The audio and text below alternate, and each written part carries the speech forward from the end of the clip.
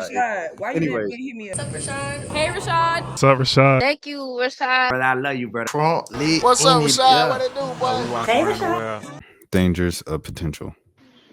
I see the real in people. You know what I mean? I see. No, you don't. You see the potential in people. Yeah. But here's the thing: potential is untapped, and that has not. Some motherfuckers can have potential forever and never tap into it, and it ain't got nothing to do with you and your ability to show it to them, try to help them see it.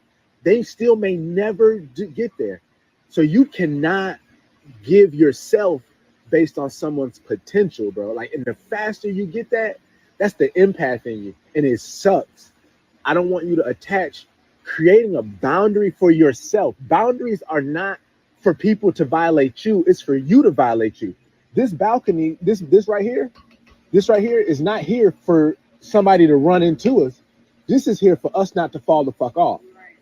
A boundary, we be thinking a boundary is for our protection from the outside in, and it's not. It's for protection from you giving too much of. If I go to the grocery store and I get eggs. But look, if I get eggs at the grocery store, then it ain't we think that eggs are for scrambled eggs. No, eggs are also to make cake with the batter. Eggs are also to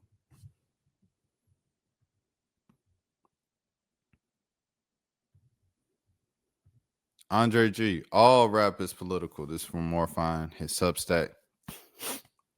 The quote-unquote socially conscious construct is a byproduct of the white gaze. Shouts out to Lareezy, because he starts off Louisiana, the tape with this. He says, we all from the hood. We all from the hood. We all have a conscious soul to you, and so do I. We all from the hood. We all from the hood. They put me inside the... Shouts out to Lareezy, bro. Nina Simone famously declared that artists should, quote-unquote, reflect at the time. So many people perceive that quote as a famous statement solely about creative work with pro-Black or anti-establishment themes. But she gave more context within that interview, quote-unquote, we don't know anything about ourselves. We don't even have the pride or dignity of African people. We can't even talk about where we came from. We don't know. It's like a lost race. And my songs are deliberately to provoke this feeling of, quote unquote, who I am and where did I come from? Do I really like me, and why do I care? And if I'm Black and beautiful, I really am, and I know it. I don't care what anyone who cares or says what. That's what my songs are about, and it is just to Black people. Reflecting the times isn't just about railing the establishment or forming our beauty in spite of it. Black people are a politicized group. All of our expression is political. As long as white supremacist capitalist patriarchy at bell hooks reigns, so much of our experience and our expression is shaped by how we engage with it. Black artists, especially hip-hop artists, inherently contribute to the quote-unquote lost race dialogue through our curiosity, self-hate, despair, and defiance. Simone concluded, quote-unquote, how can you be an artist and not reflect the times? Whether an artist is saying we gonna be all right or Perky's calling, they're reflecting our moment. No Name recently criticized the political silence of nameless, quote-unquote, top-selling rappers whose, quote-unquote, whole discographies are about the Black plight in a sense-deleted tweet. Many Twitter users challenged her, co-opting her observation as the basis to shield Cole and Kendrick from criticism. They surmised that their work so expertly reflects the, quote-unquote, Black plight that they're above criticism for their lack of social agency or tone-deaf songs like Snow on a Bluff. But if Good Kid, Mad City is revered for his commentary on gang violence, how can Lil Baby's discography, which presents a first-hand perspective of the same social decay, not also be an expression of Black plight? Cole's 1985 was lauded by his fans as an insightful portrait on the tolls of drugs that are taken on American youth. Its features entire that discography, also a commentary on America's drug epidemic from the insider's perspective. It's time to dismantle the construct of quote-unquote socially conscious rap, which has been shaped by the white establishment. The white gaze shouldn't frame our perception of Black music's political value, quote unquote. But Black people have conditioned to pursue proximity to whiteness, subscribe to their terms, policing Black artists with Eurocentric lens on a daily basis. Once again, likely One is likely to mention the museum's exhibits, college lullaby, and rancor of public officials when validating an art or work's political merit. But the prison industrial complex is one of the biggest travails of our time. Is it not a political statement that so many incarcerated people identify with Locks and Mosey, with the Locks or Mosey as artists who tell their story? Isn't a title controlling Drake record not a commentary on the Shishnatsman's perpetually jumbled gender politics? The bevy of women who feel embodied by Young and May or Meg the Stallion challenging gender roles don't seem to garner those artists near the respect of Kendrick Lamar's musical militants, perhaps because patriarchy doesn't respect women enough to recognize their power. While Future and Little Baby's expressions have a slim shot at garnering a Pulitzer, Kendrick and J. Cole have received numerous accoutrements of the establishment for their social awareness. The disparity demonstrates the palpability. The palpability is a major factor that separates what's labeled as "quote unquote" socially conscious from what's palpably devalued. Socially conscious artists present a voyeuristic lens from the societal ills for the ivory tower intellectuals who deserve. Excuse me, my bad. Who deserve where we at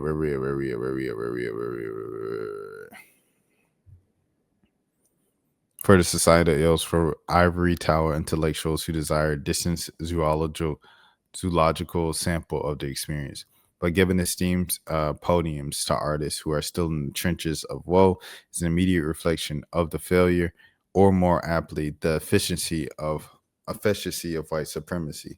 Hip hop's political unity has been framed by its engagement with white institutions since the inceptions.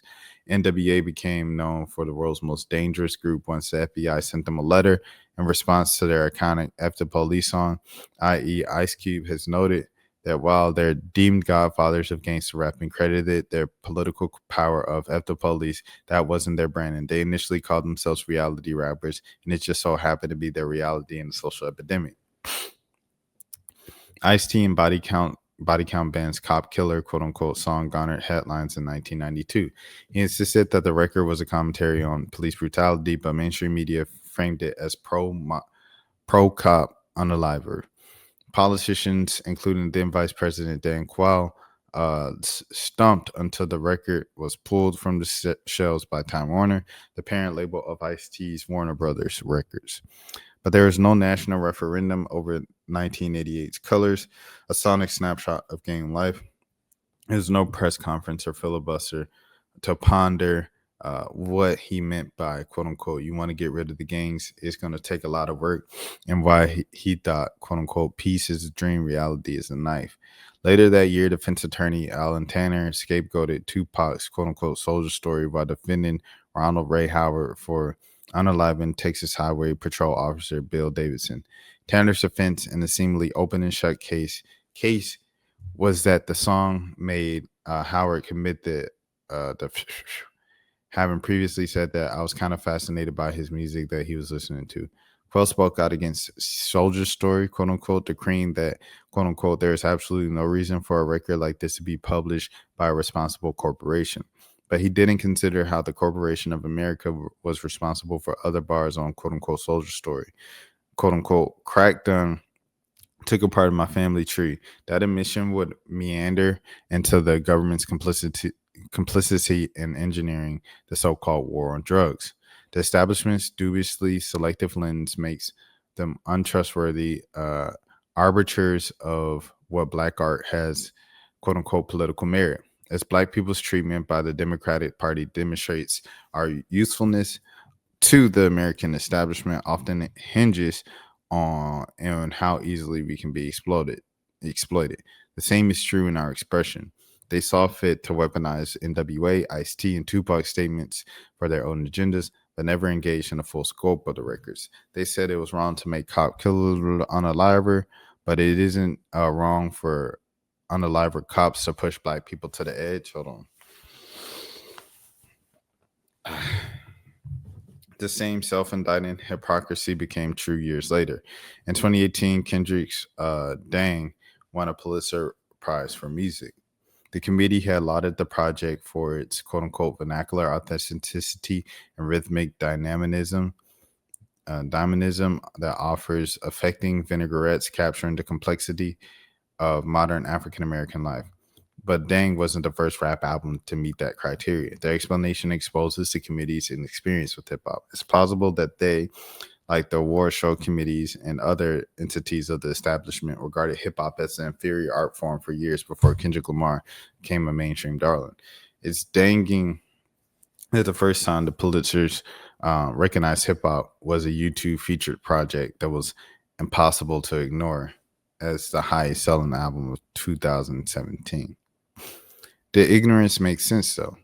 How could a society that mocks and criminalizes people addicted to drugs respect the social commentary of a song like Juice WRLD and features astronauts? Cardi B's raps are often deemed demeaned by men too underdeveloped to respect the legitimacy of her sexual freedom.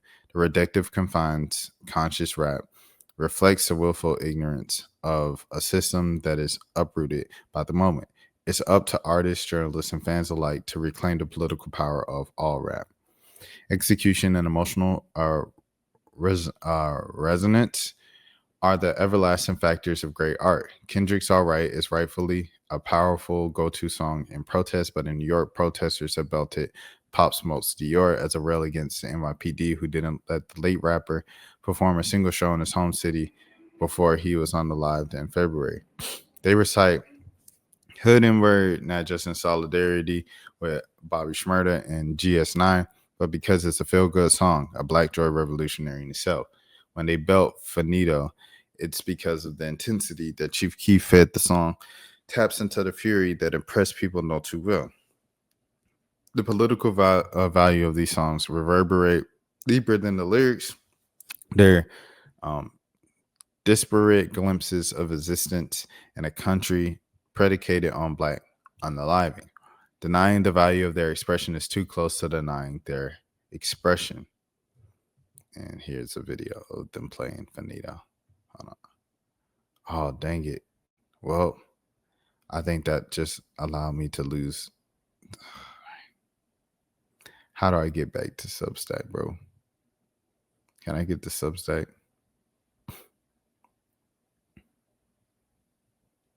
Okay, I could do it like that.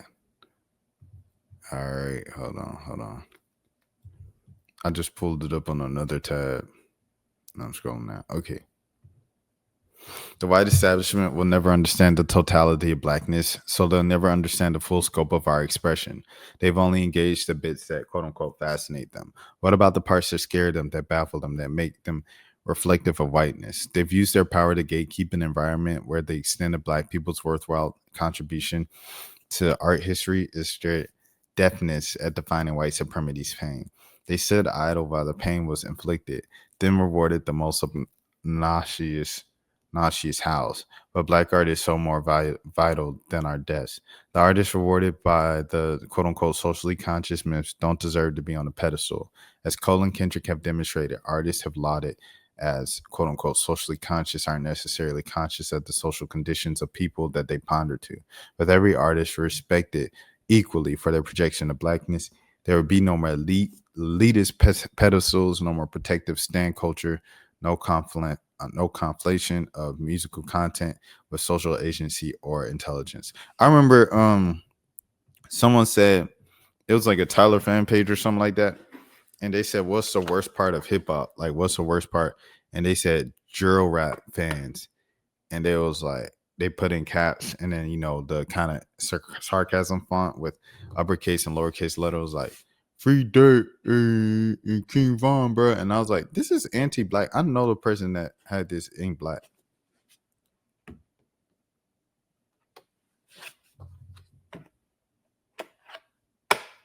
And it's very important to keep those people out of hip hop and check them when they say stuff like that. It's like Lareezy said, we all from the hood, man. Shout out Lareezy once again. Hold on. There's some Cardi B thing I want to pull up. I haven't watched this, but I just keep seeing the clip. Y'all go get my album, please. Oh, don't get her album. What you mean don't get my album, girl? Then you ain't gonna be able to buy shit. We gonna live in the hood. Y'all gonna get my. That's funny. Shouts out the kids, bro. All right, next. Rashad, why you anyway. didn't hit me up? What's up, Rashad? Hey, Rashad. What's up, Rashad? Thank you, Rashad. Brother, I love you, brother. What's up, Rashad? What it do, boy? Hey, Rashad.